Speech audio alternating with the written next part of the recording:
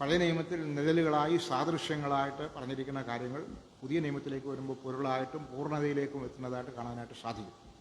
ആ നിലയിൽ വലിയ താരതമ്യം ഇവ തമ്മിലുണ്ട്. എല്ലാ വിഷയങ്ങളിലുമല്ല, ചില വിഷയങ്ങളാണ്. ആ പഠനത്തെ പ്രതിരൂപ സ്വരൂപങ്ങൾ എന്നാണ് പൊതുവെ പറയാറുള്ളത്. പ്രതിരൂപവും സ്വരൂപവും. പ്രതിരൂപം എന്ന് പറഞ്ഞാൽ നിഴലെന്ന് പറയാം, നിഴൽ. സ്വരൂപം എന്ന് പറഞ്ഞാൽ പൊരുൾ. അപ്പോൾ നിഴലും പൊരുളും നമ്മൾ ഒരു സ്ഥലത്തൂടെ നടന്നു പോകുകയാണെങ്കിൽ വെളിച്ചം പ്രകാശം പ്രതിഫലിക്കുന്ന അനുസരിച്ച് നിഴൽ കാണാനായിട്ട് പറ്റും. ഇപ്പോൾ എൻ്റെ നിഴൽ ബൈക്കിലുണ്ടോ? ചില സമയത്ത് നിഴൽ വലുതായിട്ട് കാണും, ചിലപ്പോൾ ചെറുതായിട്ട് കാണും, ചിലപ്പോൾ സൈഡിലായിരിക്കും, ചിലപ്പോൾ മുന്നോട്ടായിരിക്കും. ഇങ്ങനെ വ്യത്യസ്തം നമ്മളുടെ പ്രകാശം ലൈറ്റ് കിട്ടുന്ന അനുസരിച്ച് ഇതിന് മാറ്റം വന്നുകൊണ്ടിരിക്കും. ഇതുപോലെ കർത്താവായ യേശുക്രിസ്തുവിനും ദൈവസഭയ്ക്കും പുതിയ നിയമ ഉപദേശ സത്യങ്ങൾക്കും നിഴലായിട്ട് നിൽക്കുന്ന കാര്യങ്ങളാണ് പഴയ നിയമത്തിലെ ആചാരങ്ങളും അനുഷ്ഠാനങ്ങളും അതിനോട് ബന്ധപ്പെട്ട മിക്കവാറും എല്ലാ കാര്യങ്ങളും. ഉൽപ്പത്തി പുസ്തകത്തിൽ നിന്നാണ് വരുന്ന ദിവസങ്ങൾ നമ്മൾ ചില കാര്യങ്ങൾ ചിന്തിക്കാനായിട്ട് പോകുന്നത്. ഇന്ന് നമുക്ക് അതിൻ്റെ മുഖവര എന്നുള്ള നിലയിൽ പ്രതിരൂപ സ്വരൂപങ്ങളെക്കുറിച്ച് ഏതാനും കാര്യങ്ങൾ പറഞ്ഞിട്ട് വിഷയത്തിലേക്ക് പ്രവേശിക്കാം എന്ന് ഞാൻ കരുതുകയാണ്. അപ്പം പ്രതിരൂപം എന്ന് പറഞ്ഞാൽ ഒരാളിനെയോ ഒരു വസ്തുവിനെയോ മുൻകൂട്ടി കുറിക്കുന്ന ആളോ വസ്തുവാണ്, അല്ലെങ്കിൽ ഒരു സാദൃശ്യമാണ്. സാദൃശ്യത്തിൽ നിഴൽ എന്ന് പറയുമ്പോൾ നമുക്കറിയാമല്ലോ, നമ്മുടെ തന്നെ നിഴൽ നമ്മളെ കാണുന്ന പോലല്ല നിഴൽ കാണുമ്പോൾ നമുക്ക് ആകെ മനസ്സിലാകുന്നത് അങ്ങനെ ഒരാൾ ഉണ്ട്. ആ ആളിന് എത്ര വലിപ്പമുണ്ടെന്നോ നിറം എന്താണെന്നോ ഈ പ്രായം എന്തോ ഉണ്ടെന്നോ ഒന്നും ഈ നിഴൽ നോക്കിയാൽ നമുക്കറിയത്തില്ല. എന്നാൽ ഒരാളുണ്ട്, ആ ആളിനെ പ്രതിനിധീകരിക്കുന്നതാണ് ഈ നിഴൽ എന്നുള്ളൊരു സൂചന മാത്രമേ ഉള്ളൂ. പഴയ നിയമ സത്യങ്ങൾ ഇങ്ങനെയാണ്. യേശുക്രിസ്തുവിനെയും ക്രിസ്തീയ സഭയെയും പുതിയ നിയമോപദേശങ്ങളെയും നിഴൽ രൂപത്തിൽ മാത്രമേ പഴയ നിയമത്തിൽ നമുക്ക് കാണാൻ പറ്റൂ, നേരിട്ടില്ല. എന്നാൽ പഴയ നിയമം ഈ പുതിയ നിയമ സത്യങ്ങളെ വെളിപ്പെടുത്താനായിട്ട് ഭാഗമായിട്ട് ദൈവം നൽകിയ വെളിപ്പാടുകളുടെ ഭാഗമാണ്. അത് അന്നത്തെ ജനമെന്ന് പറഞ്ഞാൽ ഇസ്രായേലിയർക്കാണ് ദൈവം പ്രധാനമായിട്ടും നൽകിയിരിക്കുന്നത്. അപ്പോൾ അവർ നമുക്ക് കിട്ടുന്ന പോലെ ഒരു വെളിച്ചം കിട്ടിയവരല്ല. നമുക്ക് യേശുക്രിസ്തുവിനെ കുറിച്ചുള്ള സമ്പൂർണ്ണ വെളിപ്പാടാണ് പുതിയ നിയമത്തിൽ ലഭിച്ചിരിക്കുന്നത്. യേശു ആരാണ്, നമുക്ക് വേണ്ടി എന്ത് ചെയ്തു, ഡയറക്റ്റ് കേട്ട് മനസ്സിലാക്കാവുന്ന, വായിച്ച് മനസ്സിലാക്കാവുന്ന രൂപത്തിലാണ്. പഴയ നിയമത്തിൽ അങ്ങനല്ല. അവിടെ നിഴലുകളായിട്ട്, പ്രതിരൂപങ്ങളായിട്ട്, വിവിധ കർമ്മങ്ങളായിട്ട്, അനുഷ്ഠാനങ്ങളായിട്ട്, ഒരു ഛായയായിട്ട് മങ്ങിയ ഒരു ചിത്രം മാത്രമേ അവർക്ക് കിട്ടുന്നുള്ളൂ. അതാണ് തമ്മിലുള്ള പ്രധാന വ്യത്യാസം. അപ്പോൾ പ്രതിരൂപങ്ങൾക്കെല്ലാം ഒരു സ്വരൂപമുണ്ട്. ആ സ്വരൂപത്തോട് അനുരൂപരായി തീരുക എന്നുള്ളതാണ് ഓരോ വിശ്വാസിയുടെയും ദൗത്യം, അല്ലെങ്കിൽ ലക്ഷ്യം, ഉദ്ദേശം. അപ്പം നമ്മുടെ പ്രായോഗിക ജീവിതത്തോടും ഉപദേശത്തോടും ബന്ധപ്പെട്ട് ഈ വിഷയങ്ങൾ മുന്നോട്ട് പോകുമ്പോൾ നമുക്ക് കാണാനായിട്ട് സാധിക്കും. ഇതിൻ്റെ ഒന്ന് മനസ്സിലാക്കാനായിട്ട് ഒരു ചെറിയ ഉദാഹരണം മാത്രം പറഞ്ഞിട്ട് വായിച്ചിട്ട് നമുക്ക് മുന്നോട്ട് പോകാം. വിഷയമല്ല, വിഷയത്തോട് ബന്ധപ്പെട്ട ഒരു ചെറിയ ഉദാഹരണ പഠനത്തിന് വേണ്ടി മാത്രം നമുക്ക് ഒരു വേദഭാഗം വായിക്കാം. എബ്രായ ലേഖനം 10-ാം അധ്യായത്തിൻ്റെ 1-ാം വാക്യം. എബ്രായർ 10:1.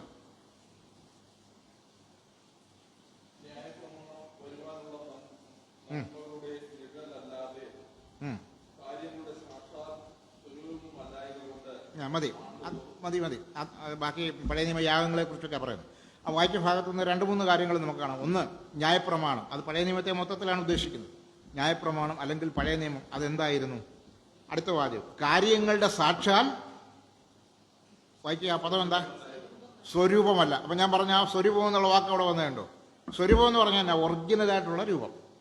അപ്പോൾ സ്വരൂപം അല്ലാത്തത് ഏതാ? പ്രതിരൂപം. അപ്പം ന്യായപ്രമാണം കാര്യങ്ങളുടെ സാക്ഷാൽ സ്വരൂപം അല്ലെങ്കിൽ പിന്നെന്തുവാ? പ്രതിരൂപമാണ്, അല്ലെങ്കിൽ നിഴലാണ്. അപ്പം സ്വരൂപം എന്തുവാ? പുതിയ പ്രമാണം, പുതിയ നിയമം. പഴയ നിയമം അല്ലെങ്കിൽ ന്യായപ്രമാണം നിഴലാണെങ്കിൽ പുതിയ നിയമമാണ് അതിൻ്റെ പൊരുള്. പഴയ നിയമത്തിൻ്റെയും പുതിയ നിയമത്തിൻ്റെയും കാതലായ വിഷയവും വ്യക്തിമാരാ? നമ്മുടെ കർത്താവായ യേശുക്രിസ്തുവാണ്. പഴയ നിയമത്തിലെ യാഗങ്ങളും പഴയ നിയമത്തിലെ ഉത്സവങ്ങളും സമാഗമന കൂടാരവും അതുപോലെ കാണുന്ന ആ അനുഷ്ഠാനങ്ങളെല്ലാം യേശുക്രിസ്തുവിലേക്ക് വിരൽ ചൂണ്ടുന്നതാണ്. പുതിയ നിയമത്തിൽ യേശുവിനെ നേരിട്ട് അവതരിപ്പിച്ചിരിക്കുകയാണ്. അപ്പോൾ യേശുക്രിസ്തുവാണ് വേദപുസ്തകത്തിൻ്റെ കേന്ദ്ര വിഷയം. ആ യേശുക്രിസ്തുവിൻ്റെ രക്തത്താൽ വീണ്ടെടുക്കപ്പെട്ട ഒരു കൂട്ടമാണ് ദൈവസഭ. പഴയ നിയമത്തിലെ ദിനവും ന്യായപ്രമാണത്തിലൂടെ വീണ്ടെടുപ്പ് ലഭിച്ചവരാണ്. പുതിയ നിയമത്തിൽ യേശുക്രിസ്തുവിൻ്റെ രക്തത്താലുള്ള പാപപരിഹാരം വീണ്ടെടുപ്പ് ലഭിച്ചവരാണ്. ചുരുക്കം പറഞ്ഞാൽ പഴയ നിയമകാലത്തും പുതിയ നിയമകാലത്തും എല്ലാ കാലത്തിലും മനുഷ്യവർഗത്തിന് വേണ്ടിയുള്ള ദൈവത്തിൻ്റെ പൊതുവായിട്ടുള്ള പദ്ധതിയാണ് കർത്താവായ യേശുക്രിസ്തുവും യേശുവിൻ്റെ കുരിശുമരണത്തിലൂടെയുള്ള വീണ്ടെടുപ്പ് മാർഗവും എന്ന് പറയും. ഇതിന് വളരെ പ്രസക്തിയും പ്രാധാന്യമുണ്ട്. അപ്പോൾ ഈ പഠനത്തിൻ്റെ പ്രാധാന്യം എന്താണെന്ന് ചോദിച്ചാൽ ഒരു 3-4 വാചകങ്ങളിൽ ചുരുക്കി പറയാം. ഒന്ന്, ഇത് ദൈവം പഴയ നിയമകാലത്ത് ഈ പ്രതിരൂപങ്ങളിലൂടെയാണ് തന്നെക്കുറിച്ചും തൻ്റെ വചനത്തെക്കുറിച്ചുള്ള വെളിപ്പാടുകൾ ജനത്തിന് നൽകിയത്. എബ്രായ ലേഖനത്തിൻ്റെ പ്രാരംഭത്തിൽ നമ്മൾ വായിക്കും, ദൈവം പണ്ട് ഭാഗമായിട്ടും വിവിധമായിട്ടും പ്രവാചകന്മാർ മുഖാന്തരം ജനത്തോട് അരുളി ചെയ്തു. അപ്പോൾ കുറച്ച് ഓരോരോ കാലഘട്ടങ്ങളിലായിട്ട് അല്പാൽപമായിട്ട് വെളിപ്പാടുകളാണ് കിട്ടിക്കൊണ്ടിരുന്നത്. എന്നാൽ പുതിയ നിയമത്തിലേക്ക് വരുമ്പോൾ നമ്മൾ എന്താ കാണുന്നത്? അന്ത്യകാലത്ത് പുത്രൻ മുഖാന്തരം നമ്മോട് നേരിട്ട് ദൈവം സംസാരിച്ചിരിക്കുകയാണ്. അത് അന്തിമ വെളിപ്പാടാണ്, പരിപൂർണ്ണ വെളിപ്പാടാണ്. അപ്പോൾ ദൈവിക പദ്ധതികളെക്കുറിച്ച് ഇപ്പോഴറിയാൻ നമുക്ക് കൂടുതൽ ബുദ്ധിമുട്ടൊന്നുമില്ല, വായിച്ചാൽ മനസ്സിലാക്കാം, അല്ലെങ്കിൽ പഠിച്ചാൽ നമുക്കത് തിരിച്ചറിയാനായിട്ട് പറ്റും. പഴയ നിയമകാലത്ത് അങ്ങനെയല്ല, അവർക്ക് കിട്ടിയ അത്രയും കാര്യങ്ങളെ അറിയാവും. അതിൻ്റെ അടുത്ത എന്തുവാന്നുള്ളത് അറിയത്തില്ല, അതിനുവേണ്ടി കാത്തിരിക്കണമായിരുന്നു. ഇതാണ് തമ്മിലുള്ള ഒരു വ്യത്യാസം എന്ന് പറയുന്നത്. എബ്രായ ലേഖനം 13-ാം അധ്യായത്തിൻ്റെ 11 മുതൽ 13 വരെ ഈ ബന്ധത്തിലൊന്ന് വായിച്ചു.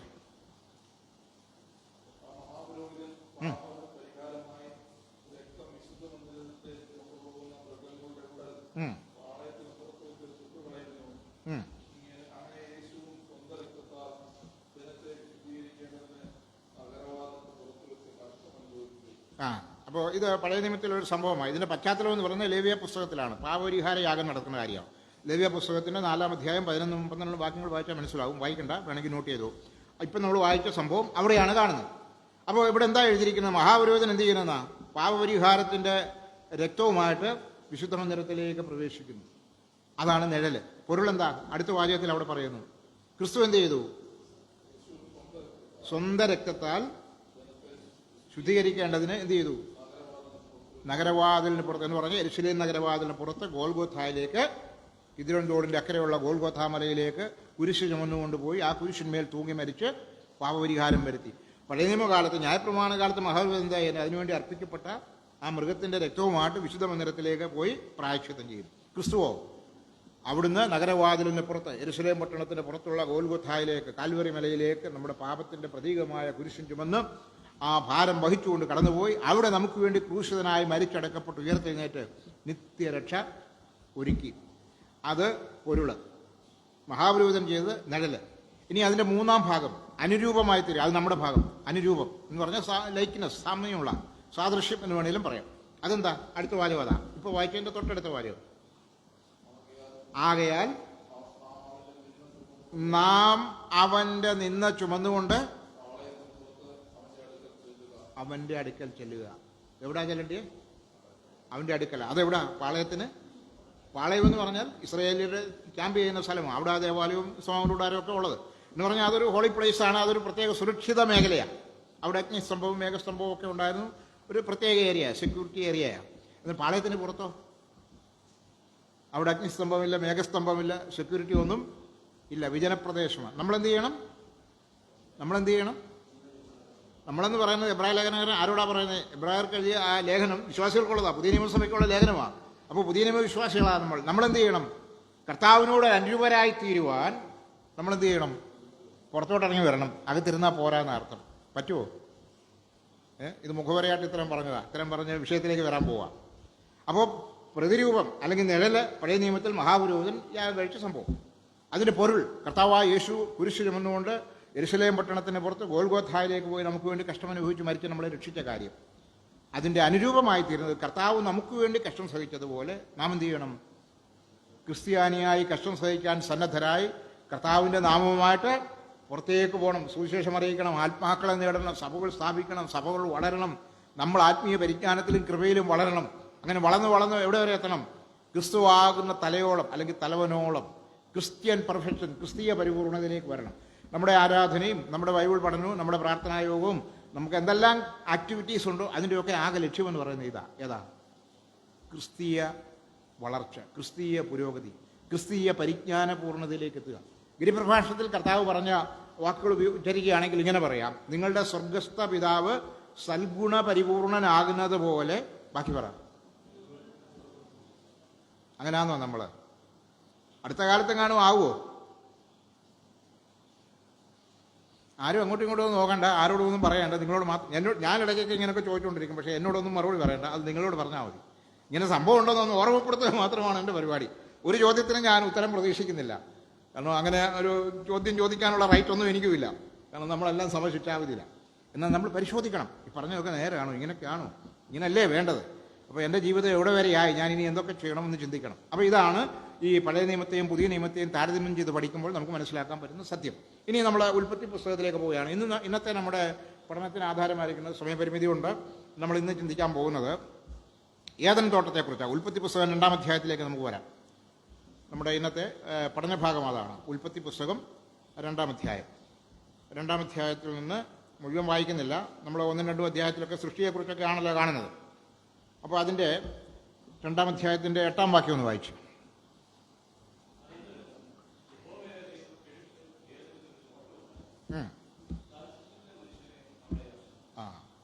അവിടെ നമ്മൾ വായിക്കുന്നത്, യഹോവയായ ദൈവം എന്ത് ചെയ്തു? ഒരു തോട്ടം ഉണ്ടാക്കി താൻ സൃഷ്ടിച്ച മനുഷ്യനെ അവിടെ ആക്കി എന്നാണ് വായിക്കുന്നത്. ഏദൻ തോട്ടം നമ്മുടെ ദൈവസഭയുടെ സാദൃശ്യമാണ്.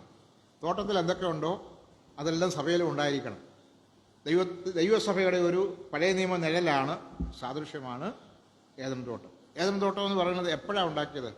നമ്മൾ വായിച്ച വാക്യത്തിൽ പറയുന്നുണ്ട്, അനന്തരം എന്നല്ലേ? അനന്തരം എന്ന് പറഞ്ഞാൽ എപ്പോഴാണ്? 2-1 വായിച്ചേ, 2-ാം അധ്യായം 1-ാം വാക്യം.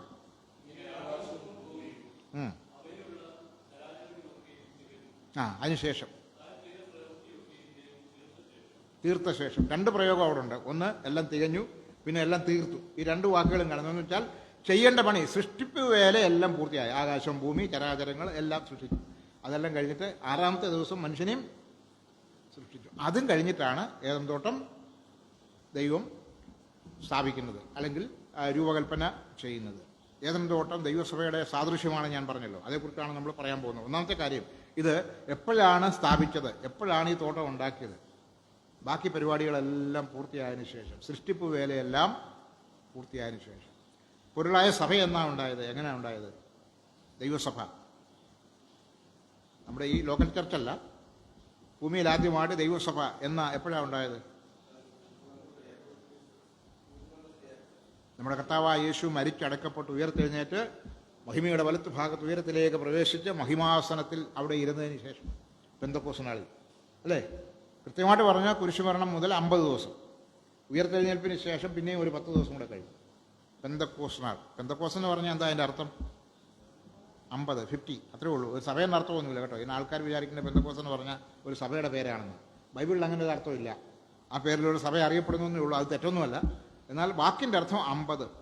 ഈ 50 എന്ന് പറഞ്ഞാൽ എന്തത്തിൻ്റെ 50? വിഷയത്തിൽ നിന്ന് മാറിപ്പോയെങ്കിലും അങ്ങ് ഓർപ്പിച്ചു പോകാം. ഈ 50 കണക്കാക്കുന്ന എന്ന് തൊട്ട് എന്ത് തൊട്ടാ? അത് പഴയ നിയമത്തിലെ പെരുന്നാളുകളെ കുറിച്ച് പഠിക്കണം. യഹോവയുടെ ഉത്സവങ്ങൾ എന്ന് പറയുന്ന 7 ഉത്സവങ്ങൾ. ഒന്നാമത്തേതാണ് പെസഹ. അതാണ് അവരുടെ ആരംഭം. പെസഹ വീണ്ടെടുപ്പിനെ കാണിക്കുന്നത്. രണ്ടാമത്തേതാണ് അതിന് ചേർന്ന് വരുന്ന പുളിപ്പില്ലാത്ത അപ്പത്തിൻ്റെ പെരുന്നാൾ. അത് നമ്മളോട് ബന്ധപ്പെട്ട് പറഞ്ഞാൽ നമ്മുടെ വിശുദ്ധ ജീവിതത്തെ കാണിക്കുന്നതാണ്. പുളി അശുദ്ധിയെയും പാപത്തെയൊക്കെ സൂചിപ്പിക്കുന്നതാണ്. അപ്പോൾ പുളി പാടില്ലെന്നാണ് പ്രമാണം. പുളി അനുവദിച്ചിട്ടില്ല. വിശുദ്ധ ജീവിതം നയിക്കണം. എത്ര ദിവസമാണെന്നറിയാമോ? ആ പെരുന്നാളിൻ്റെ ഒരാഴ്ചത്തെ പ്രോഗ്രാമാണ്. ഒരു ശബത്ത് മുതൽ അടുത്ത ശബത്ത് വരിക. അപ്പോൾ ഒരാഴ്ച മുഴുവനും പുളിപ്പില്ലാത്തവരായിരിക്കണം എന്ന് പറഞ്ഞാൽ വിശുദ്ധരായിരിക്കണം. Holy life. ഒരാഴ്ച എന്ന് പറഞ്ഞാൽ ജീവിതകാലം മുഴുവനെന്ന അർത്ഥം. കാരണം ഒരാഴ്ച 1 ആരംഭിച്ചു കഴിഞ്ഞാൽ 7-ാം ദിവസം ആഴ്ചയോട്ടം അവസാനിക്കും. പിന്നെത്ര? 8 എന്നാണ് നമ്മൾ കലണ്ടറിൽ 8, 9 എന്നാണ്. പക്ഷേ ആഴ്ചവട്ടത്തിൻ്റെ കണക്ക് വരുമ്പോൾ വീണ്ടും പുതിയ 1 ആരംഭിക്കുന്നു. 7 കഴിഞ്ഞാൽ പിന്നെ 1. അപ്പോൾ 7 പൂർണ്ണതയുടെ സംഖ്യ, അതിനപ്പുറം പിന്നെ ഇല്ല. അപ്പോൾ ഈ 7 കാണിക്കുന്നത് 7 ദിവസവും പുളിപ്പില്ലാത്തവരായിരിക്കണം എന്ന് പറഞ്ഞാൽ അതിൻ്റെ അർത്ഥമല്ല. എണ്ണി 7 ദിവസം വരെ കള്ള് കുടിക്കാതിരിക്കണം, 8-ാമത്തെ ദിവസം കുടിക്കാൻ വലിക്കാം എന്നാണോ? പാപം ചെയ്യാം എന്നാണോ? അല്ല, 8-ാമതൊരു ദിവസമില്ല. 7-ാം ദിവസം പൂർണ്ണതയിലെത്തും. സൃഷ്ടിപ്പിനെ നോക്കിയേ, എത്ര ദിവസം കൊണ്ടാണ് ദൈവം സൃഷ്ടിവേല പൂർത്തിയാക്കിയേ? 6. 7-ാം ദിവസം എന്ത് ചെയ്തു? ശബത്ത്, സ്വസ്ഥത. അത് വിശ്രമത്തെ കാണിക്കുന്നതാണ്. പിന്നെ 1, 2, 3 എന്നുള്ള ആഴ്ചകൂട്ടത്തിൻ്റെ ക്രമം മാത്രമേ കാണുന്നു. അപ്പോൾ 7 ദിവസം വിശുദ്ധരായിരിക്കണം, പുളിപ്പില്ലാത്തവരായിരിക്കണം എന്ന് പറഞ്ഞാൽ ഒരു വിശ്വാസി രക്ഷിക്കപ്പെട്ട അന്ന് മുതൽ ഈ ഭൂമിയിൽ നിന്ന് മാറ്റപ്പെടുന്നവരെ, അല്ലെങ്കിൽ കർത്താവിൻ്റെ വരവിൽ എടുക്കപ്പെടുന്നവരെ, എത്ര നാൾ ഈ ഭൂമി ജീവിക്കണം അത്ര നാളും എന്ത് ചെയ്യണം? വിശുദ്ധ ജീവിതം നയിക്കണം. ഹോളി ലൈഫ് ഉണ്ടായിരിക്കണം. അങ്ങനെയാണോ? എത്ര ദിവസമായി വിശുദ്ധ ജീവിതം തുടങ്ങിയിട്ട്? 1, 2, 3. 6-ാം ദിവസത്തിൽ ദൈവം തൻ്റെ സ്വരൂപത്തിലും സാദൃശ്യത്തിലും മനുഷ്യനെ സൃഷ്ടിച്ചു എന്നാണ് വായിക്കുന്നത്. ഈ 6 ദിവസത്തെ സൃഷ്ടിപ്പ്, ആ 7 ദിവസത്തിൻ്റെ ഒരു സ്റ്റഡി ഉണ്ട്. അത് വേറൊരു ക്ലാസ്സിൽ പറയാം. അത് നമ്മുടെ ക്രിസ്തീയ ജീവിതത്തിൻ്റെ പടിപടിയായ അനുഭവങ്ങളെ കാണിക്കുന്നത്. 7-ാം ദിവസം ഒന്നുമില്ല, എല്ലാം പൂർത്തിയായി. അത് വിശ്രമ ദിവസമാണ്. 6-ാം ദിവസം പരിപൂർണതയിലാണ് മനുഷ്യനെ ദൈവം സൃഷ്ടിച്ചത്. ഒരു കുറവുമില്ല. 6-ാം ദിവസം സൃഷ്ടിച്ച മനുഷ്യൻ എന്തെങ്കിലും പോരായ്മയുണ്ടായിട്ട് പിറ്റേ ദിവസം ഇച്ചിരി പൗഡറൊക്കെ ഇട്ട് ഒന്നുകൂടെ ഒന്ന് മേക്കപ്പ് ചെയ്യേണ്ടിയൊന്നും വന്നില്ല. കംപ്ലീറ്റായി. അതിൻ്റെ അർത്ഥം എന്താ? നമ്മുടെ തേജസ്കരണത്തിലേക്ക് നമ്മൾ പ്രവേശിച്ച് കഴിയുമ്പോൾ പരിപൂർണതയിൽ എത്തിച്ചേരും. പിന്നീട് ഒരു കുറവും ഒരു ഊനും ഉണ്ടാകുകയില്ല. അത് കർത്താവിൻ്റെ വരവിനോട് ബന്ധപ്പെട്ട് നടക്കുന്ന കാര്യമാണ്. കർത്താവ് വരുമ്പോൾ എന്ത് സംഭവിക്കും? ക്രിസ്തുവിൽ മരിച്ചവരുവർക്കും ജീവനോടിരിക്കുന്ന വിശുദ്ധന്മാർ രൂപാന്തരപ്പെടും. അവർ കർത്താവിനെ എതിരേൽപ്പാൻ മേഘങ്ങളിൽ എടുക്കപ്പെടും. അപ്പോൾ നമ്മുടെ കണ്ടീഷൻ എന്തായിരിക്കും? ഇങ്ങനെ കർത്താവിനോട് സദൃശ്യന്മാരായിത്തീരും. അതാ സാദൃശ്യം. അനുരൂപം ഉണ്ടോ?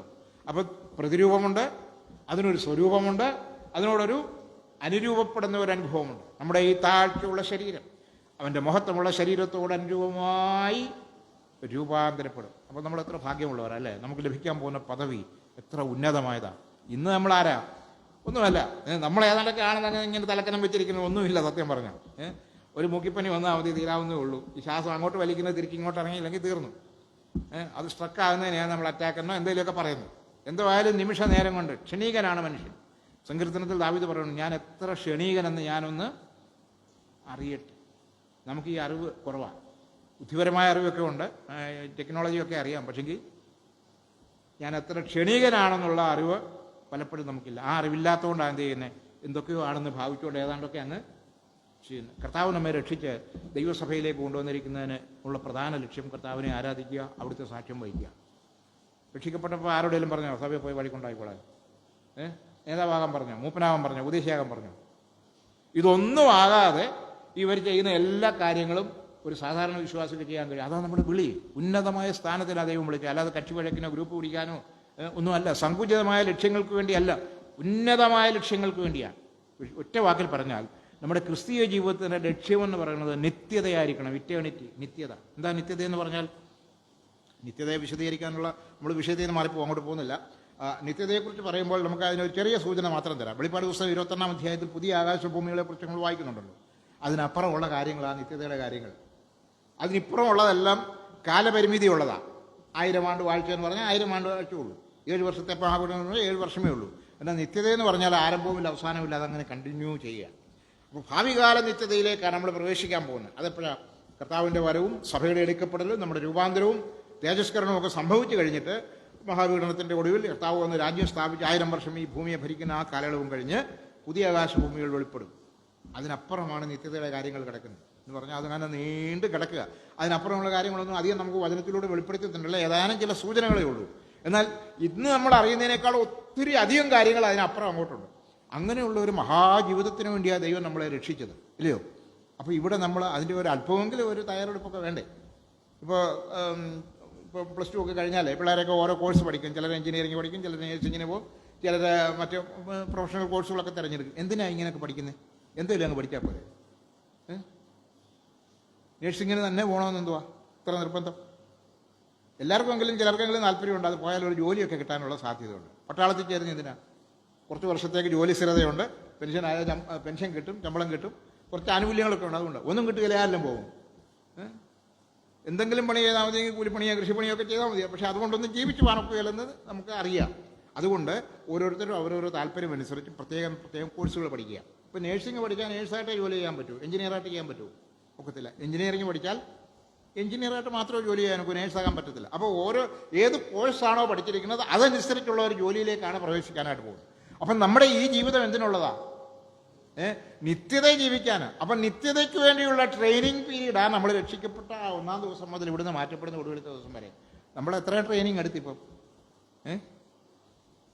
നമ്മളിവിടെ തിന്നും കുടിച്ചും ഇവിടെ ഇങ്ങനെ ചില്ലറ കാര്യങ്ങളൊക്കെ ആയിട്ട് ഇങ്ങനെ കഴിഞ്ഞു കൂടുക, സാധാ വിശ്വാസികളായിട്ട് പോവുക. പോരാ. നമ്മളെ എണ്ണത്തിൽ കൂടുതലുണ്ടോ കുറവെന്നോളം ദൈവത്തിന് വിഷയമല്ല കേട്ടോ, അതൊന്നും വിഷയമല്ല. ഇത്രയും പേര് പോലും വലിയ ഒരാളെ ഉള്ളതിലും ഞാൻ ബൈബിൾ ക്ലാസ് എടുക്കാം. ചിലർക്കാണ് 100 കണക്കിന് ആളുകളൊക്കെ ഉണ്ടെങ്കിലേ ഇങ്ങോട്ട് വരുവുള്ളൂ. അങ്ങനൊന്നും പ്രശ്നമൊന്നുമില്ല. ഒറ്റ ആളെ ഉള്ളവരും ആ ഒരു വ്യക്തിയെ ദൈവം സ്നേഹിക്കുന്നു, കരുതുന്നു. ആ ഒരു വ്യക്തി കർത്താവിന് വേണ്ടി പെർഫെക്ഷനോടെ തരുമ്പാകെ നിൽക്കണം. എഫെസ്യ ലേഖനത്തിൽ നമ്മൾ സഭയെക്കുറിച്ച് എന്താ വായിക്കുന്നത്? 5-ാം അധ്യായത്തിൽ ഭാര്യയുടെയും ഭർത്താവിൻ്റെയും കാര്യമൊക്കെ പറയുന്ന കൂട്ടത്തിൽ സഭയെക്കുറിച്ച് പറയുന്നത്, സഭയെ എങ്ങനെ കർത്താവിന് മുമ്പിൽ നിർത്തണമെന്നാണ് കർത്താവിൻ്റെ ആഗ്രഹം. നിർമ്മല കന്യകയായി. അത് കഴിഞ്ഞിട്ടുള്ള വാക്കുകൾ എന്തൊക്കെയാ? കറ, ചുളുക്കം ഒന്നുമില്ലാതെ. ഈ കറയും ചുളുക്കമൊക്കെ എപ്പോഴാണ് വരുന്നത്? ഞാനൊരു വെള്ളവെടുപ്പൊക്കെ ആയിട്ടേക്കുന്നത്. ഇപ്പം നല്ല വടി പോലെ കയറിപ്പുണ്ട്. കുറച്ച് തിരിച്ചങ്ങ് വീട്ടിൽ ചെല്ലുമ്പോഴത്തേക്കെല്ലാം ഉടഞ്ഞ് ഒരു പരിവാവും. വണ്ടിയിലിരുന്നും നടന്നും കൂനിയും എഴുന്നേറ്റൊക്കെ വരുമ്പോൾ നല്ല പണിയെടുക്കുകയെന്നല്ലോ 5 മിനിറ്റ് കൊണ്ട് ഇതാകും. പറമ്പിലിറങ്ങി മണ്ണിനകത്ത് പണിയാണെങ്കിൽ ഇതെല്ലാം മണ്ണൊക്കെ ആകാതിരിക്കുമോ? 5 മിനിറ്റ് ഒന്നും വേണ്ട. 1 മിനിറ്റ്, ആദ്യത്തെ 1 മിനിറ്റ് കൊണ്ട് ചെളിയും മണ്ണും ഒക്കെ തെറിച്ച് കഴിയും. അപ്പോൾ ഈ കറയും ചുളുക്കവും ഇല്ലാതിരിക്കാന്ന് പറഞ്ഞാൽ ഒരു പണിയെടുക്കാതെ ചുമ്മാ ഇരിക്കാമെന്ന് അർത്ഥം അല്ല. നമ്മൾ ആക്റ്റീവ് ആകുമ്പോൾ, ആക്ടിവിറ്റീസിലാകുമ്പോൾ, പ്രവർത്തന നിരതരാകും അല്ലെങ്കിൽ കർമ്മനിരതരാകുമ്പോൾ അറിഞ്ഞോ അറിയാതെയൊക്കെ നമ്മുടെ വാക്കിലും പ്രവൃത്തിയിലും ഒക്കെ തെറ്റ് വരും, ഇല്ലയോ? അത് ഞാൻ പ്രത്യേകം പറഞ്ഞു തരണ്ടാലും നിങ്ങൾക്ക് അറിയാവുന്ന കാര്യം. പരിഹാരം എന്താ? ക്ലീനിങ്ങാണ്. റോമാലേഖനം 12-ാം അധ്യായം 1-ാം വാക്യത്തിൽ 1 മുതൽ 3 വരെയുള്ള വാക്യത്തിൽ പറയുന്ന ക്ലീനിങ് അല്ലെങ്കിൽ ശുദ്ധീകരണം എന്താ? അത് മനസ്സ് പുതുക്കുക, രൂപാന്തരപ്പെടുക. ശരീരത്തിൻ്റെ കാര്യം ഉദാഹരണത്തിന് പറഞ്ഞതേ ഉള്ളൂ, മനസ്സിൻ്റെ കാര്യമാണ് പ്രധാനമായിട്ടുള്ളത്. മനസ്സ് പുതുക്കി രൂപാന്തരപ്പെടുക എന്ന് എഴുതിയിരിക്കുന്നത് അല്ലേ? എന്തുകൊണ്ടാണ് മനസ്സ് പുതുക്കി രൂപാന്തരപ്പെടേണ്ടി വരുന്നത്? നമ്മുടെ വാക്കുകളിൽ നമുക്ക് തെറ്റുവരാം, നമ്മുടെ പ്രവൃത്തികളിൽ നമുക്ക് തെറ്റുവരാം, നമ്മുടെ നോട്ടം, കാഴ്ചപ്പാട്, മനോഭാവം, സകല മേഖലയിലും നമുക്ക് വീഴ്ച വരാം, തോൽവി സംഭവിക്കാം, പരാജയം ഉണ്ടാകാം, അതിനുള്ള സാധ്യതകളുണ്ട്. അതുകൊണ്ടാണ് നമുക്ക് പുനഃക്രമീകരണം, റീസെറ്റിങ് ആവശ്യമായിട്ട് വരുന്നത്. അതുകൊണ്ടാണ് മനസ്സ് പുതുക്കി രൂപാന്തരപ്പെടുവീനെന്ന് പറയുന്നത്. എത്ര നാളത്തേക്കാണ്? നാൾ തോറും, ദിവസം പ്രതി, ഡെയിലി എന്നാ പറഞ്ഞത്. ഓരോ ദിവസവും ഇത് ആവശ്യമാണ്. ഇങ്ങനെ പുതുക്കപ്പെട്ട ഒരു ജീവിതം കൊണ്ടാണ് കറയും ചുളുക്കമൊന്നുമില്ലാതെ കർത്താവിൻ്റെ മുമ്പാകെ നിൽക്കുവാൻ ഇടയാകുന്നത്. അതാണ് കർത്താവ് നമ്മളെക്കുറിച്ച് ആഗ്രഹിക്കും. അതിനുവേണ്ടി നമുക്ക് ഒരുങ്ങാം, തയ്യാറാകാം. അല്പം മാറിപ്പോയി എങ്കിലും ഞാൻ മടങ്ങി വരട്ടെ. അപ്പോൾ ഏദൻ തോട്ടത്തെക്കുറിച്ചാണ് നമ്മൾ പറഞ്ഞുകൊണ്ട് വന്നത്. ഏദൻ തോട്ടം ദൈവം സ്ഥാപിച്ചത്, നമ്പർ 1 സ്ഥാപിച്ചത് സൃഷ്ടിപ്പ് വേലയെല്ലാം പൂർത്തിയായ ശേഷം. ഏദൻ തോട്ടത്തിൻ്റെ പൊരുളാകുന്ന ദൈവസഭ ആരംഭിക്കപ്പെട്ടതും വീണ്ടെടുപ്പ് വേല പൂർത്തിയായതിനു ശേഷമാണ്. വേദപുസ്തകത്തിൻ്റെ ആരംഭം മുതൽ പഴയ നിയമത്തിൻ്റെ ഒടുവിൽ വരെ നമ്മൾ കാണുന്നത് വീണ്ടെടുപ്പുകാരൻ എന്ന് വരും, എവിടെ വരും, എപ്പോൾ വരും എന്നുള്ളതാണ്. ഉൽപ്പത്തി പുസ്തകത്തിൻ്റെ ആദ്യ അധ്യായത്തിൽ തന്നെ പാപം ചെയ്ത മനുഷ്യനുള്ള ദൈവത്തിൻ്റെ വാഗ്ദത്തം എന്താ? 3:15 സ്ത്രീക്കൊരു സന്തതി ജനിക്കും, അവൻ എന്ത് ചെയ്യും? സർപ്പത്തിൻ്റെ തലയെ തകർക്കും. അതെപ്പോഴാണ്, ഏത് വർഷമാണെന്നൊന്നും പറഞ്ഞില്ല. ഇങ്ങനൊരു സംഭവം ഉണ്ടാകുമെന്ന് മാത്രമേ പറഞ്ഞു. അപ്പോൾ വീണ്ടെടുപ്പ് സാധിക്കണമെങ്കിൽ, അതായത് ഈ പ്രതീസായിൽ നിന്ന് പുറത്താക്കാനുള്ള കാരണം, ഏദൻ തോട്ടത്തിൽ നിന്ന് പുറത്താക്കാനുള്ള കാരണം എന്താ? കൽപ്പനാലംഘനമാണ്, പാപമാണ്. തിന്നരുതെന്ന് പറഞ്ഞ വൃക്ഷത്തിൻ്റെ പഴം തിന്നു, അവർ ദൈവ തേജസ് നഷ്ടപ്പെട്ടവരായി ദൈവസന്നിധിയിൽ നിന്ന് പുറത്താക്കപ്പെട്ടു. അപ്പോൾ ദൈവസന്നിധിയിലേക്ക് തിരിച്ചു വരണേ എന്താ വഴി? ഈ പ്രശ്നം പരിഹരിക്കപ്പെടണം. നഷ്ടപ്പെട്ട തേജസ് ഇങ്ങനെ തിരിച്ചു കിട്ടണം. അതിനെങ്ങനെ പറ്റും? അതിന് വേറെ കുറുക്കു വഴികളൊന്നുമില്ല. വീണ്ടെടുപ്പുകാരൻ വന്ന് പാപപരിഹാരം വരുത്തണം. ആ വീണ്ടെടുപ്പുകാരൻ വരുന്ന വരെയുള്ള താൽക്കാലിക ക്രമീകരണമാണ് പഴയ നിയമത്തിൽ ഉടനീളം കാണുന്ന യാഗങ്ങളും വഴിപാടുകളും മറ്റനുബന്ധ സംഭവങ്ങളെല്ലാം. മഹാപുരോഹിതന്മാരും പുരോഹിതന്മാരും ഒക്കെ മൃഗങ്ങളെ അർപ്പിച്ചതെല്ലാം സൂചിപ്പിക്കുന്നതാണ്. എബ്രായ ലേഖനത്തിലേക്ക് വരുമ്പോൾ നമുക്കത് വിശദമായിട്ട് മനസ്സിലാക്കാം. അപ്പോൾ അതൊക്കെ താൽക്കാലിക കാര്യങ്ങളായിരുന്നു. എന്നാൽ എബ്രായ ലേഖനക്കാരൻ തന്നെ പറയുന്നുണ്ട്, ക്രിസ്തുവോ വരുവാനുള്ള നന്മകളുടെ മഹാപുരോഹിതനായി വന്നിട്ട് ആട്ടുകൊറ്റന്മാരുടെയും പശുക്കിടാക്കളുടെയും രക്തത്താലല്ല, പിന്നെങ്ങനെ? സ്വന്തം രക്തത്താൽ എന്നേക്കുമുള്ള ഒരു വീണ്ടെടുപ്പ് സാധിപ്പിച്ചിട്ട് എന്ത് ചെയ്തു? സ്വർഗീയ വിശുദ്ധ മന്ദിരത്തിലേക്ക് പ്രവേശിച്ചു.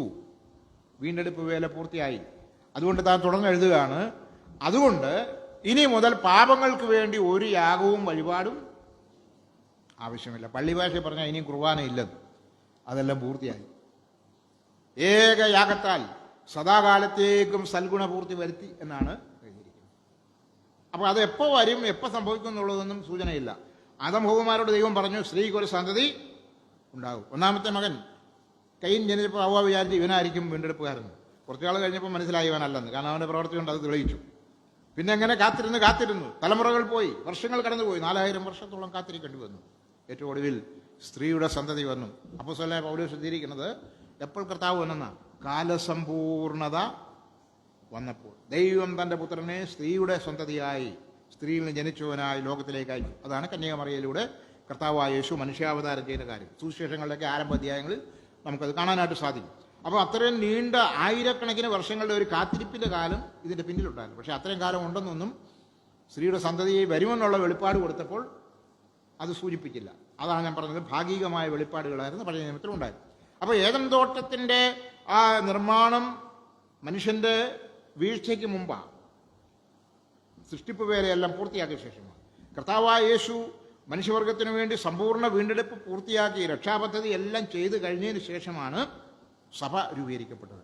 ക്രൂശ് മരണത്തിന് മുമ്പ് തൊട്ട് ഒടുവിൽ നമ്മൾ വായിക്കുന്ന 2-3 വാക്കുകളുണ്ട് ക്രൂശിൽ കടന്ന് കർത്താവ് പറഞ്ഞത്. യോഹന്നാന്റെ സുവിശേഷം 19-ാം അധ്യായത്തിൽ നമ്മൾ വായിക്കുന്നുണ്ട് കർത്താവ് ക്രൂശിൽ പറഞ്ഞ കാര്യം. 30-ാം വാക്യം, സകലതും നിവൃത്തിയായി. ഉൽപ്പത്തി പുസ്തകം 2-ാം അധ്യായത്തിൽ നമ്മൾ 2 പ്രാവശ്യം വായിച്ചു. 1-ഉം 2-ഉം വാക്യങ്ങൾ എഴുതിയിരിക്കുന്നു, എല്ലാം തീർത്ത ശേഷം, പൂർത്തിയായ ശേഷം. 8-ാം വാക്യത്തിൽ വായിച്ചു, 2-ന്റെ 8-ൽ നമ്മൾ വായിച്ചു അനന്തരം എന്ന് പറഞ്ഞാൽ ആ മോളിൽ പറഞ്ഞേക്കുന്ന സൃഷ്ടിപ്പ് വേലയെല്ലാം കഴിഞ്ഞതിന് ശേഷം എന്നർത്ഥം. ഇത് തമ്മിൽ വലിയൊരു സാമ്യം നമുക്കവിടെ കാണാനായിട്ട് സാധിക്കും. അനന്തരം യഹോവയായ ദൈവം തോട്ടമുണ്ടാക്കി മനുഷ്യനെ അവിടെ ആക്കി എന്നാണ് വായിക്കുന്നത്. അപ്പോൾ വീണ്ടെടുപ്പിനുള്ളതെല്ലാം പൂർത്തിയാക്കിയ ശേഷം കർത്താവ് തൻ്റെ സഭ ആരംഭിച്ചു. ആ സഭയിലേക്ക് ദിനം പ്രതി ആളുകളെ ചേർക്കുന്നതാണ് അപ്പോസ്തലപ്രവൃത്തി 2-ാം അധ്യായത്തിൽ വായിക്കുന്നത്. 2:47 വായിക്കുന്നു. എന്താ നമ്മളെ അവിടെ പറഞ്ഞേക്കുന്നത്? 2:47 നോക്കാതെ പറയണം. എന്താ പറഞ്ഞേക്കുന്നത്? കർത്താവ് രക്ഷിക്കപ്പെടുന്നവരെ ദിനം പ്രതി ഓരോ ദിവസവും സഭയോട് ചേർത്തുകൊണ്ടിരിക്കുക, ഇന്നും ചേർത്തുകൊണ്ടിരിക്കുക. എത്ര പേര് എവിടെയൊക്കെ ചേർന്ന് നമുക്ക് അറിഞ്ഞുകൂടാ. അനേക ഭാഷയിലും ഗോത്രത്തിലും ജാതിയിലും പെട്ടവരെ ഇന്ത്യ രാജ്യത്തും മറ്റു രാജ്യങ്ങളിൽ നിന്നും കർത്താവിൻ്റെ സഭയിൽ ചേർന്നിട്ടുണ്ട്, അല്ലെങ്കിൽ കർത്താവ് ചേർത്തിട്ടുണ്ട്. എങ്ങനെ? സുവിശേഷം കേട്ട് വിശ്വസിച്ച് രക്ഷിക്കപ്പെട്ടതിനാൽ. നമ്മളെ സഭയിൽ ചേർത്തു. എന്നാ ചേർത്തേ? ബോസിനെ എന്നാ സഭയിൽ ചേർത്തേ?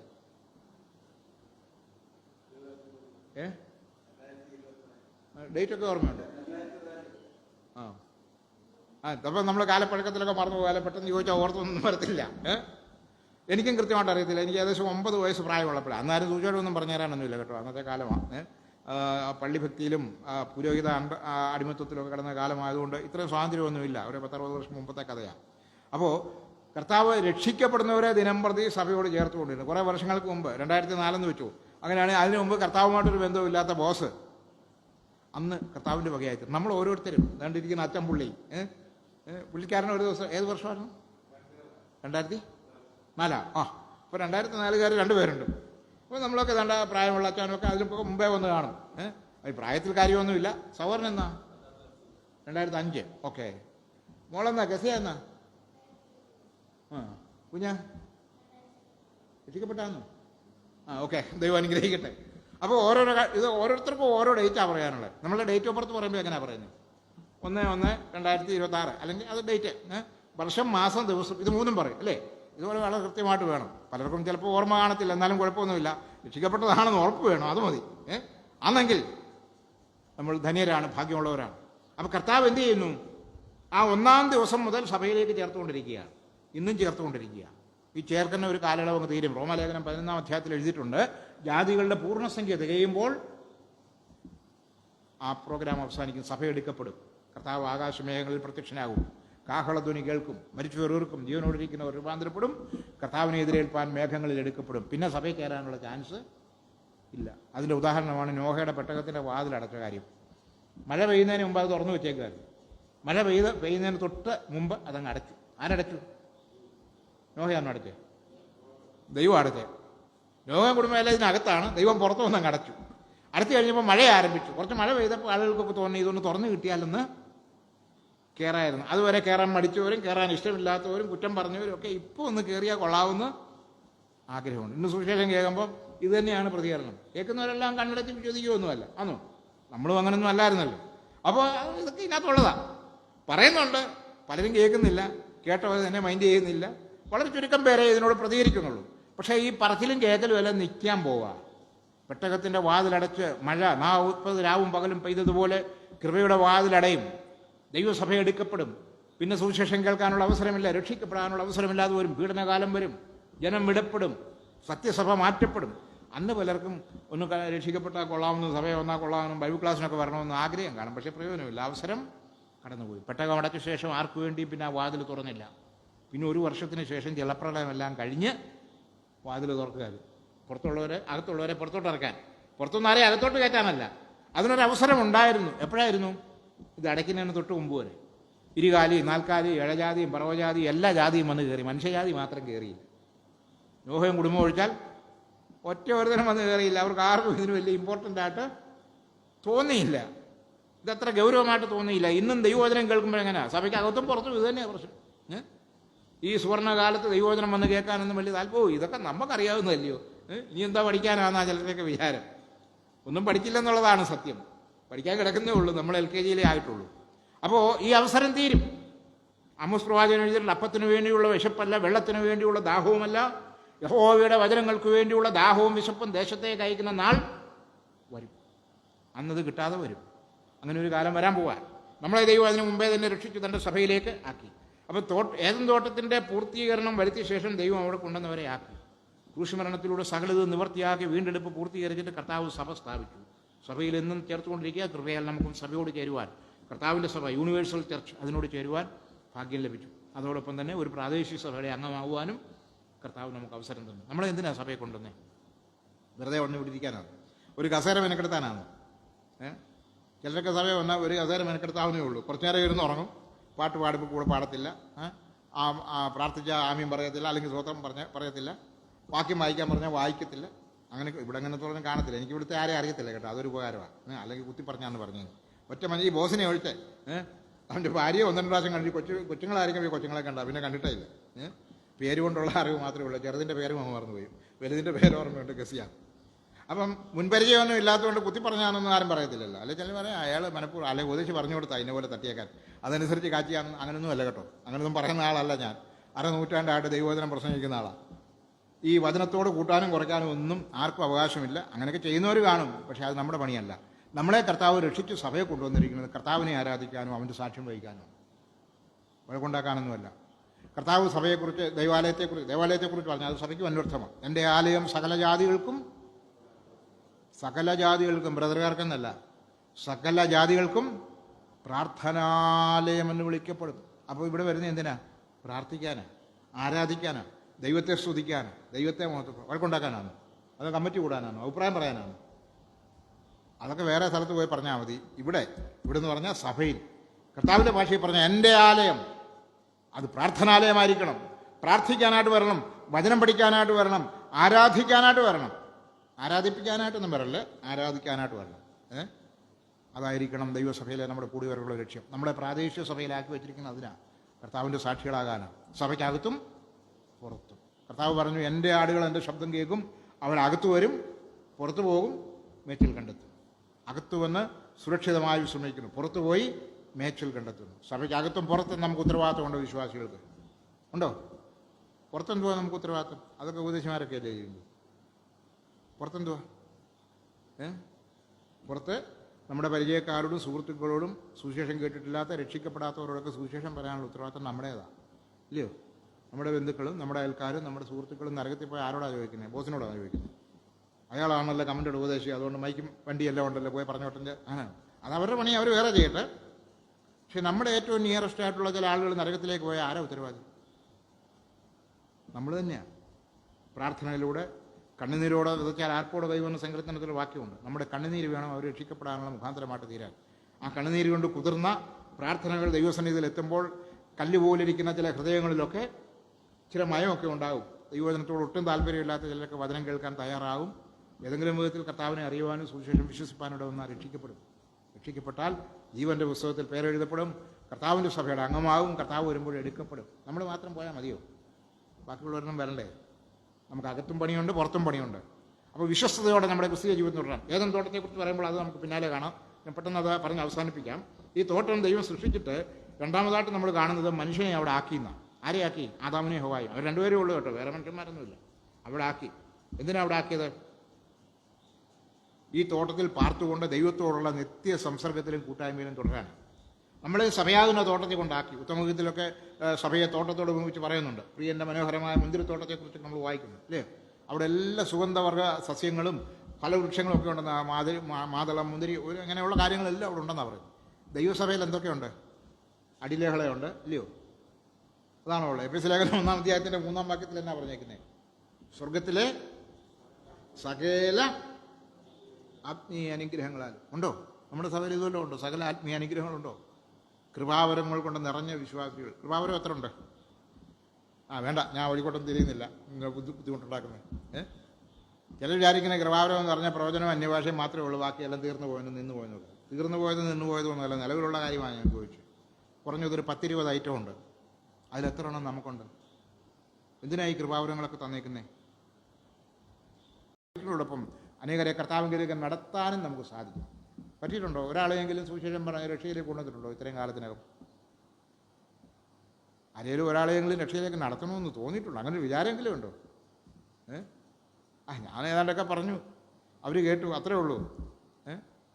ഒരു കുഞ്ഞ് ജനിക്കണമെങ്കിൽ പൗലോസ് അപ്പോസ്തലൻ്റെ ഭാഷയെ പറഞ്ഞ ഒരു പ്രസവവേദനയുണ്ട്. പൗലോസിൻ്റെ ഭാഷ മാത്രമല്ല, നാട്ടിൽ നടപ്പും അങ്ങനെ, ഇല്ലയോ? പ്രസവവേദന വന്നാൽ അതിൻ്റെ അർത്ഥം തൊട്ടടുത്തൊരു പ്രസവം നടക്കും, ചില മണിക്കൂറുകളോ ദിവസങ്ങൾക്കോ ഉള്ളിൽ പ്രസവം ഉണ്ടാകുമെന്ന, അല്ലേ? ഇതേപോലെ ആത്മീയ മക്കളെ ജനിപ്പിക്കണമെങ്കിൽ അതിൻ്റെ പിന്നിൽ ആത്മീയമായ ഒരു പ്രസവവേദനയുണ്ട്. അതുകൊണ്ടാണ് പൗലോസ് പറഞ്ഞത്, ഞാൻ ക്രിസ്തുവിൽ ജനിപ്പിക്കുന്ന എൻ്റെ മക്കളെ എന്നാണ് പറയുന്നത്, ഇല്ലയോ? അതിനുവേണ്ടി ഞാൻ പ്രസവവേദനപ്പെടുന്നു എന്നാണ് പറയുന്നത്. എന്താ ഈ പ്രസവവേദന? ആത്മാക്കളെക്കുറിച്ചുള്ള ഭാരം, ആത്മാക്കൾക്ക് വേണ്ടിയുള്ള വാഞ്ച, ആത്മാക്കൾക്ക് വേണ്ടിയുള്ള ദാഹം, ജനത്തെ രക്ഷയിലേക്ക് നടത്തുവാനുള്ള കഷ്ടപ്പാട്, കണ്ണുനീര്, അധ്വാനം, ഇതെല്ലാം അതിനകത്ത് വരും. ഈ പ്രസവവേദനയിൽ ഇതെല്ലാം ഉൾപ്പെടുന്നുണ്ട്. ഇതുപോലൊക്കെ നമുക്കും ഉണ്ടെങ്കിൽ ഒരാളെ രക്ഷയിലേക്ക് നടത്താം. ചുമ്മാ ഇത് പറഞ്ഞുകൊണ്ടോ ഒരു കടലാസ് അല്ലെങ്കിൽ ട്രാക്ട് കൊടുത്തുകൊണ്ടോ ഒന്നും ജനം രക്ഷിക്കപ്പെടുകയില്ല. വെറുതെ കാണുന്നിടത്തെല്ലാം പോയി പ്രസംഗിച്ചുകൊണ്ടൊന്നും ആരും രക്ഷിക്കപ്പെടുകയില്ല. എത്ര നല്ല പാട്ടായാലും പാട്ടിൻ്റെ രാഗവും താളമൊക്കെ എല്ലാവർക്കും ഇഷ്ടമാണ്, ആർക്കും ഇഷ്ടമില്ലാത്ത സംഭവം നല്ലത് തന്നെ. പക്ഷേ റിസൾട്ട് 0-0-0 ആയിരിക്കും. എന്നാൽ ഈ പ്രസവവേദനപ്പെട്ടാൽ അപ്പുറത്ത് ചില പ്രസവം നടക്കും. ഒരു പ്രസവം നടക്കണമെങ്കിൽ മനുഷ്യനാണെങ്കിൽ 9 മാസം വേണം അല്ലേ? 10 മാസം ദൈവം പ്രസവിക്കുമെന്നൊക്കെയാണ് പറയുന്നത്. അതിൻ്റെ ഡേറ്റ് പറഞ്ഞാൽ 250 ദിവസം.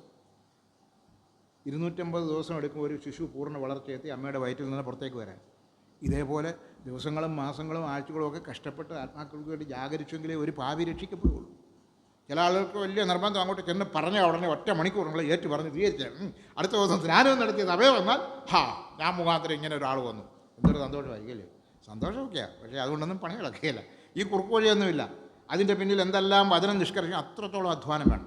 അപ്പം നമ്മളെക്കുറിച്ചുള്ള 2 ഉദ്ദേശങ്ങൾ: ഒന്ന്, സഭയ്ക്കകത്ത് നമ്മൾ ആരാധിക്കുന്നതാണ്, പുറത്ത് സാക്ഷ്യം പറഞ്ഞ ആത്മാക്കളെ നേടുന്നതാണ്. അതിന് ദൈവം നമ്മളെ സഹായിക്കട്ടെ. തോട്ടത്തിൽ എന്തോ ഉണ്ടെന്ന് ചോദിച്ചാൽ അവിടെ വേണ്ടതെല്ലാം ഉണ്ട്. ഏതും തോട്ടത്തിൽ എന്തുവാ ഇല്ലാത്തേ? എങ്ങോട്ട് തിരിഞ്ഞാലും മനോഹര വൃക്ഷങ്ങളും സസ്യങ്ങളും പൂക്കളും ഫലങ്ങളും കൊണ്ട് നിറഞ്ഞിരിക്കുക. അവിടെ മനുഷ്യന് എന്തെല്ലാം ആവശ്യമുണ്ടോ അതെല്ലാം അവിടെ ഉണ്ട്. സ്വർഗത്തിലെ സകല ആത്മീയ അനുഗ്രഹങ്ങളും ഉള്ള സ്ഥലമാണ് ദൈവസഭ. ശകലമല്ല, സകലതും ആത്മീയവും ഭൗതികമായ നന്മകളുടെ ഉറവിടമായിരിക്കണം സ്ഥലസഭ. ശുഷ്കിച്ച് വരേണ്ട, ഒന്നിനും കൊള്ളാത്ത കുറേ ഉണക്ക വിശ്വാസികളുടെ കൂട്ടമല്ല സഭ. മറിച്ച് ആത്മാവിൻ്റെ ഫലങ്ങളും വരങ്ങളും കൊണ്ട് നിറഞ്ഞ ദൈവമക്കളുടെ സന്തോഷ സമ്മേളന സ്ഥലമായിരിക്കും. അവിടെ ഒരാൾ വന്നാൽ, പുറത്തുനിന്ന് ഒരാൾ വന്നാൽ പിന്നീട് രണ്ടാമത് ഒന്നുകൂടെ വരാൻ തോന്നണം, അല്ലയോ? നമ്മുടെ സഭയിലോ ഒരു പ്രാവശ്യം വന്നാൽ രണ്ടാമത് വരാൻ തോന്നുന്നു. ഇനി ജീവനുണ്ടെ അങ്ങോട്ട് പോകരുതെന്ന് ചിലരെങ്കിലും പറയാനിടയാകരുത്. എനിക്കവിടെ പോകണം, അവിടെ ആരാധിക്കണം, ആ ദൈവങ്ങളോടൊത്ത് കൂട്ടായ്മ ആചരിക്കണമെന്ന് തോന്നണം. വരുന്നവരെ അങ്ങനെ സ്വീകരിക്കുവാനും പ്രോത്സാഹിപ്പിക്കാനും കൈക്കൊള്ളാനുള്ള ഒരു മനസ്സും കാഴ്ചപ്പാടും ഹൃദയവിശാലതയും ഒക്കെ നമുക്ക് ഉണ്ടാകണം. അത് വളരെ ആവശ്യമാണ്. തോട്ടത്തിൽ എല്ലാം ഉണ്ട്, ഒന്നിനും ഒരു കുറവുമില്ല. ജീവൻ്റെ വൃക്ഷമുണ്ട്, നന്മതിന്മകളെക്കുറിച്ചുള്ള വൃക്ഷമുണ്ട്. ജീവൻ്റെ വൃക്ഷത്തെക്കുറിച്ച് ഒരു വാചകം മാത്രം പറയാം. ജീവൻ്റെ വൃക്ഷം തോട്ടത്തിനെ നടുക്കാ നിൽക്കുന്നതെന്ന് എഴുതിയിട്ടുണ്ട്, അല്ലേ? മറ്റൊരു വൃക്ഷം നടുക്ക് നട്ടില്ല. തോട്ടത്തിന് നടുക്ക് നിൽക്കുന്ന ഈ ജീവവൃക്ഷം ഏതാ കാണിക്കുന്നത്? നമ്മുടെ വാഴ്ത്തപ്പെട്ട കർത്താവിന് നിഴലാണ്. അവൻ്റെ സ്ഥാനം തോട്ടത്തിലെന്നല്ല, എവിടെ ആയാലും എവിടെ നടുക്ക, ഇല്ലയോ? സ്വർഗത്തിലെവിടാ? നടുക്ക. സഭയിലെവിടാ? കിഴക്കേ അറ്റത്താ, അല്ലയോ? അല്ലെങ്കിൽ പുൾപ്പിറ്റിൻ്റെ ആ സൈഡിൽ. അങ്ങനെയാണോ? കർത്താവ് എന്താ പറഞ്ഞേ? മത്തായി 18:20 2-3 പേർ അതല്ലേ പോകണം. നിങ്ങളതൊന്നും മൈൻഡ് ചെയ്യണ്ട. 2-3 പേർ എൻ്റെ നാമത്തിൽ കൂടി വരുന്നവരെ കിഴക്ക് വരാമെന്നാണ് പറഞ്ഞത്. എല്ലാവരും കിഴക്കോട്ട് നോക്കി കുരിശ് വരച്ചോളാനാണ് പറഞ്ഞത്. നടുവിലെന്നാണ് പറഞ്ഞത്. നടുവിലെന്ന് പറഞ്ഞാൽ നടുനായകത്വം വഹിക്കുന്നവൻ, സെൻറ്റർ പേഴ്സൺ, കീ പേഴ്സൺ. അതാണ് കർത്താവിൻ്റെ സ്ഥാനം. നമ്മുടെ ജീവിതത്തിൽ എവിടാ സ്ഥാനം കർത്താവിന്? വീട്ടിലെവിടാ സ്ഥാനം? ആദ്യം ഭർത്താവിൻ്റെ സ്ഥാനം, പിന്നെ അത് കഴിഞ്ഞാൽ ബാക്കിയുണ്ട് ഭാര്യയ്ക്ക്, അത് കഴിഞ്ഞ് പിള്ളേർ എടുക്കും. പിന്നെ എവിടെ കർത്താവിന് സ്ഥാനം ഉണ്ടോ? കുടുംബജീവിതത്തിൻ്റെ നടുനായകത്വം, സെൻറ്റർ പേഴ്സൺ ക്രിസ്തുവായിരിക്കണം. ഇല്ലെങ്കിൽ കുടുംബകലഹമൊക്കെ ഉണ്ടാകും. അതാ ഇന്ന് നടന്നുകൊണ്ടിരിക്കും. സഭാജീവിതത്തിൽ കീ പേഴ്സൺ, സെൻറ്റർ പേഴ്സൺ കർത്താവായിരിക്കണം. ഉദ്ദേശി മൂപ്പന്മാരുമല്ല. അവർക്ക് വട്ടത്തിയിരുന്നു, അതിനൊന്നും കുഴപ്പമില്ല. പക്ഷേ നടുക്ക് കർത്താവ് വേണം. ലവോദിക്ക സഭയോട് എന്താ പറയുന്നത്? ഞാൻ വാതിൽക്കൽ നിന്ന് മുട്ടുന്നു.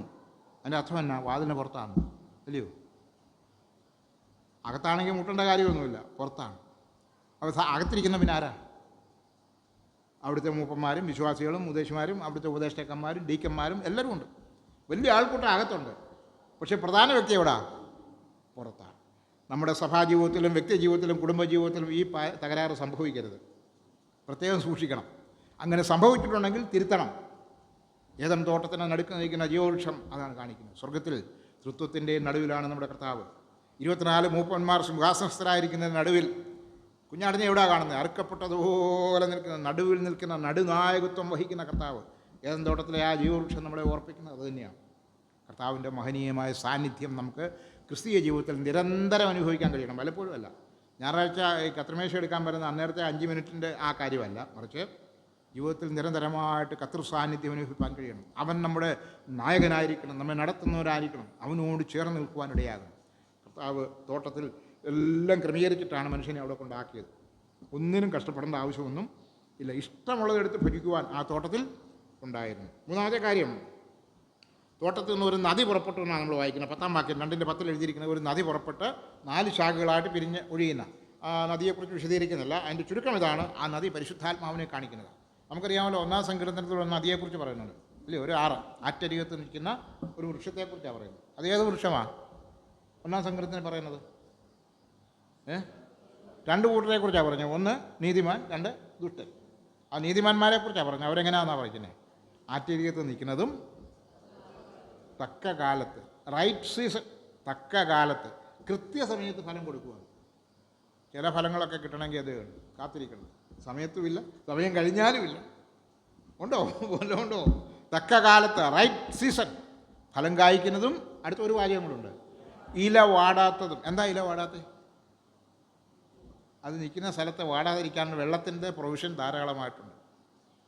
അങ്ങനെയുള്ള സ്ഥലത്താണ്. അതാണ് ആറ്റിരികത്ത് നിൽക്കുന്ന വിഷയം. അതാണ് ക്രിസ്തീയ ജീവിതം എന്ന് പറയുന്നത്. ഏതാ ഈ ആറ്? ഈ നദി ഏതാ? സാക്ഷാൽ ജീവജല നദിയുടെ നിഴലായിരിക്കുന്ന പരിശുദ്ധാത്മാവാകുന്ന നദി. ആ പ്രതിരൂപമാണ് ഏദൻ തോട്ടത്തിലെ ആ നദി. അത് 4 ശാഖകളായിട്ട് പിരിഞ്ഞൊഴുകുക എന്ന് പറഞ്ഞാൽ 4 ദിക്കിലേക്കും പോയിക്കൊണ്ടിരിക്കുകയാണ്. ലോകത്തിൻ്റെ 4 ദിക്കിലേക്കും സുവിശേഷത്തിൻ്റെ പ്രവാഹം, ആത്മനദിയുടെ വ്യാപാരം കടന്നു ചെന്നിട്ട് ജനം ജീവിക്കണം. ഈ നദിയുടെ അടുത്താണെങ്കിലേ വെള്ളം കിട്ടും. അല്ല കുന്നിൻ്റെ മണ്ടയിൽ പാറപ്പുറത്താണെങ്കിൽ എവിടെ നിന്ന് വെള്ളം കിട്ടാൻ?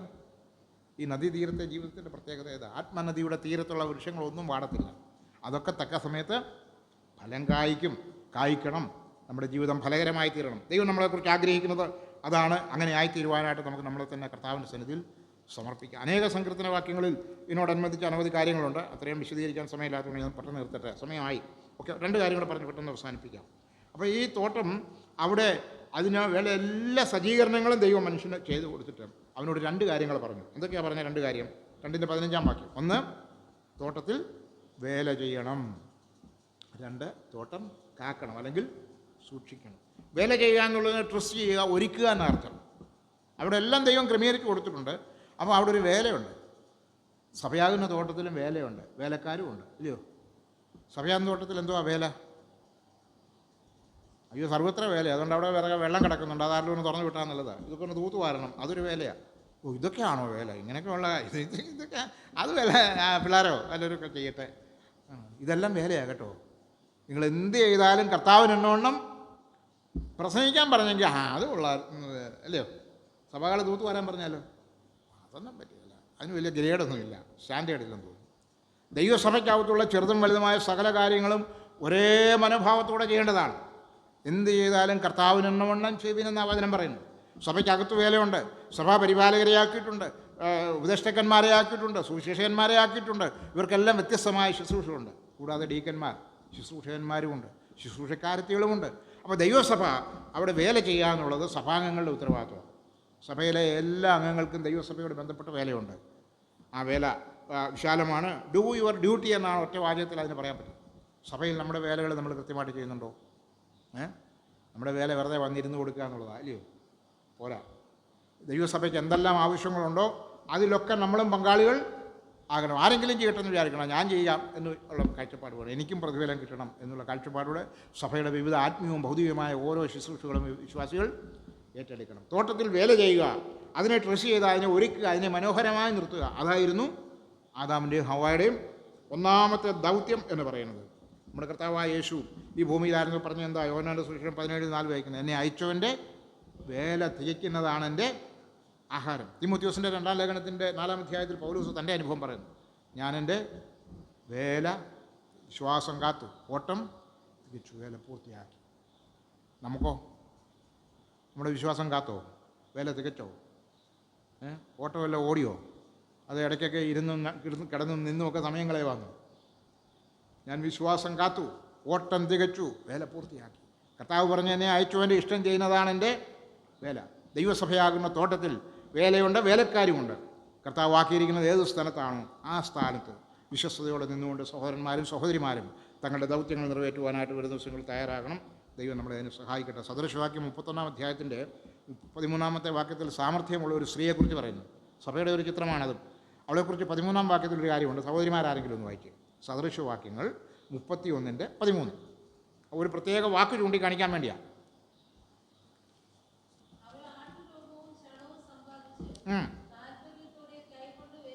മതി. താല്പര്യത്തോടെ എന്ത് ചെയ്യുന്നു?